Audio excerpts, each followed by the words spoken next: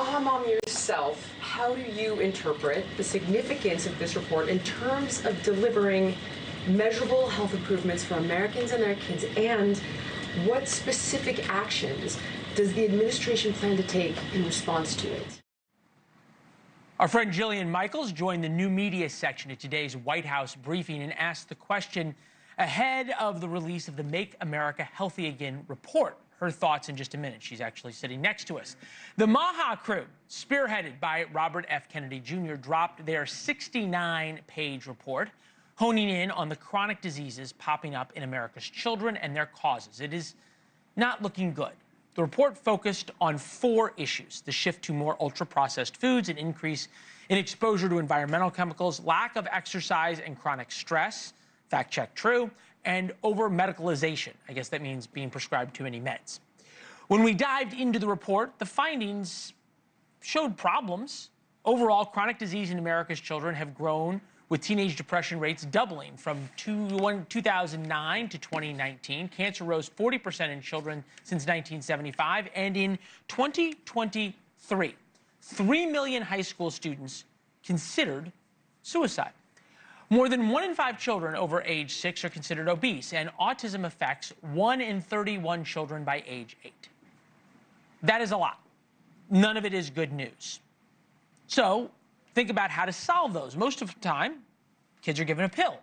Antidepressant prescriptions were up 1,400% from 1987 to 2014 for children. I knew no kids in my class who were taking antidepressants. Now everybody does.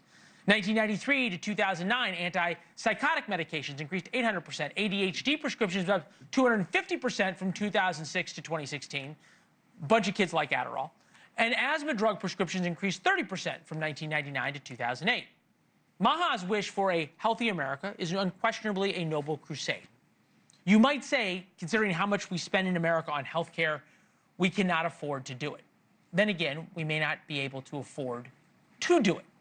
Host of the podcast Keeping It Real, leading fitness expert Jillian Michaels is here. Hi. Good to see you. Good to see you. Thank you in person. All right, we're going to get to the cost and all this stuff in a minute. Okay. I looked at your Twitter feed. You said, okay, let's burn some deuce down after the MAHA report came out. What do you want to burn down? Me personally, I would like to burn down the stranglehold that the catastrophic quartet of big ag, big food, big pharma, and big insurance has had on our government health agencies. That's what I would like to see end, and I believe that that is the root cause of the abject failure our healthcare system has created over the past 6 decades.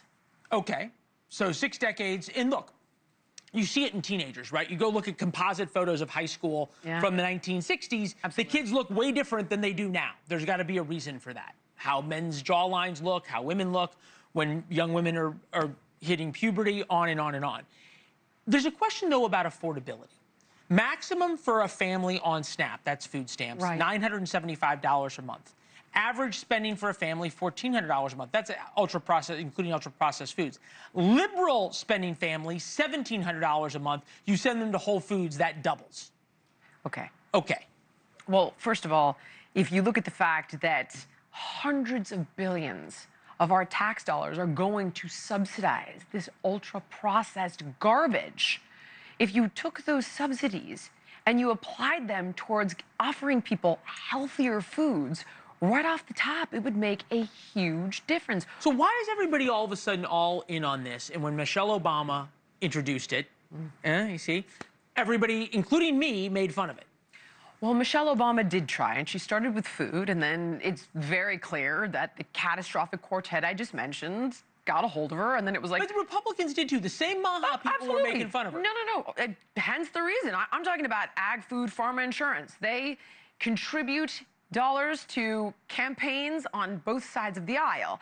So it went from let's eat better and change the foods in schools to let's move and let's walk around a little bit. And it was all of the lobbying efforts. These are the most powerful lobbies in the country.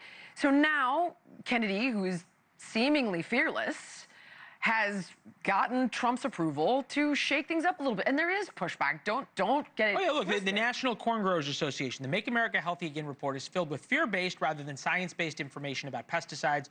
We're deeply troubled that the claims of this magnitude are being made without any scientific basis or regard for a long history of EPA expert evaluations of these products. Can I address that? Please. Okay, so first of all, who's funding that research? The National Corn Growers.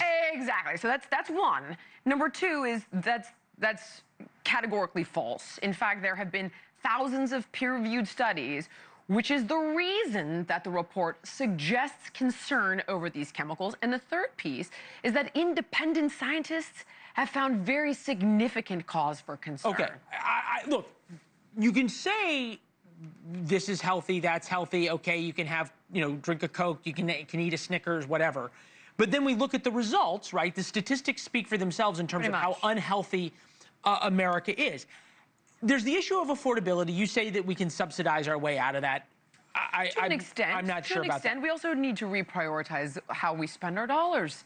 That's the bottom line, is that... But there's a lot of... The American families are now putting groceries on buy now, pay later. Those are groceries at Walmart that are ultra-processed foods because that's what's the cheapest. But you don't necessarily need to pass that cost on to the consumer by regulating how much glyphosate goes on that corn. I mean, it's very profitable. But the glyphosate, I don't know what glyphosate is. Oh, it's a pesticide. Okay, so it goes on because then they can make more corn cheaper, therefore my Lucky Charms are cheap. But there are ways of doing this with precision agriculture, for example, where they can use this pesticide very sparingly. They simply need to invest in the technology to do it, which does exist. And if you subsidize that, you can pass that savings on to the end user. It's how we restructure the use of our tax dollars that are being siphoned off to, again, big ag, big food, et cetera. This feels to me a little bit like Doge. That was this big thing. We had big Doge reports, and that was in the first 100 days. This feels like the second 100 days version of Doge, which now we don't hear about anymore because it kind of fizzled and they found some waste and they moved on. You could be right. And here's what I'll say to that. In the past, when I've tried to help somebody lose weight, and they're no longer gaining weight, that's a celebration. In other words, we're not moving in the wrong direction here. So if we're holding ground, that's a win.